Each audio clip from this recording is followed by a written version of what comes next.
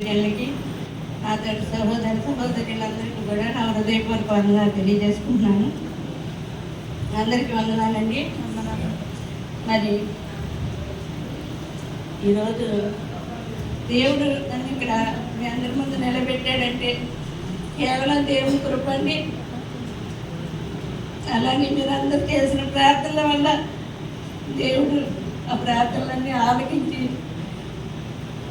నన్ను నా కుటుంబంలో ఇంకా సజీవ లెక్కలో మనిషిలాగా నిలబెట్టి మీ అందరి ముందు నేను నిలబడి ఇలాగా సాక్ష్యం చెప్పుకోవడానికి నాకు ఇచ్చిన సదావకాశాన్ని బట్టి మరి ఈ అవకాశం ఇచ్చిన దైవజనులకి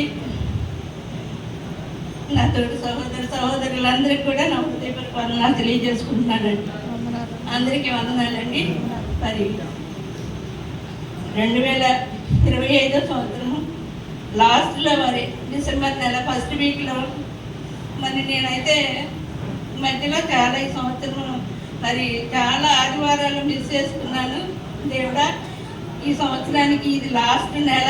ఈ నెలలో నేను ఏ ఆదివారం కూడా మరి వీరిపోకుండా తప్పిపోకుండా నేను మందిరానికి వెళ్ళాలి ప్రభు అనుకోని నేను ఆ రోజు చాలా ప్రయాసపడి ఇంట్లో పనంతా చేసుకొని ప్రయాణం అయ్యానండి. కొంచెం స్నానం చేసి వెళ్దామని అనుకున్నాను, పనంతా అయిపోయింది. మరి అలా ఆ టైంలో మరి నన్ను సాతాను ఎంతగానో శోధించి నన్ను పడేసిందండి. అయినప్పటికీ కూడా మరి ఈ వారిపై అయిన దేవుడు సజీవుడైన తండ్రి మరి నా ప్రార్థన మరి మీ అందరి ప్రార్థనలు ఆలకించి మరి నాకు మరలా పోయిన ప్రాణాన్ని తిరిగిచ్చి దేవం పోసి నన్ను మీ మధ్యలో ఎలా నిలబెట్టి ఉన్నారండి. మరి నేను మీ అందరి ముందు ఎలా ఉన్నానంటే కేవలం దేవుడి ఉచితమైన కృప. మళ్ళీ అలాగే నా కొరకు ఎంతోమంది దైవజనురాలు నా తోటి సహోదరులు ఎంతోమంది అండి. ఎంతో మరి దేవుడి దగ్గర ప్రాధేయపడుతూ ప్రార్థన చేసి నా ప్రాణాన్ని అడిగి తీసుకొచ్చి నాకు బహుమతిగా ఇచ్చి ఉన్నారు. వారందరికీ కూడా నా హృదయపూర్వక వందనాలు తెలియజేసుకుంటున్నానండి.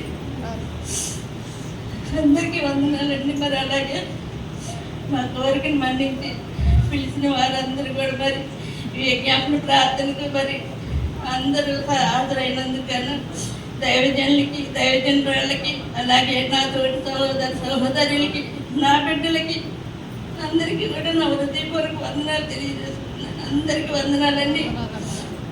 ఈ చిన్న సాక్ష్యం దేవుడు దీవించి ఆశీర్వదించి మరి ఎవరికి కూడా ఎలాంటి ప్రమాదం రాకుండా దేవుడు అందరినీ మంచి ఆయుష్ ఆరోగ్యాలతో కాపాడాలని కోరుకుంటూ మా ప్రభుత్వ ప్రియ రక్షకునైనా అడిగి బ్రతుకులను వేడుకొని పొందుకొని తండ్రి.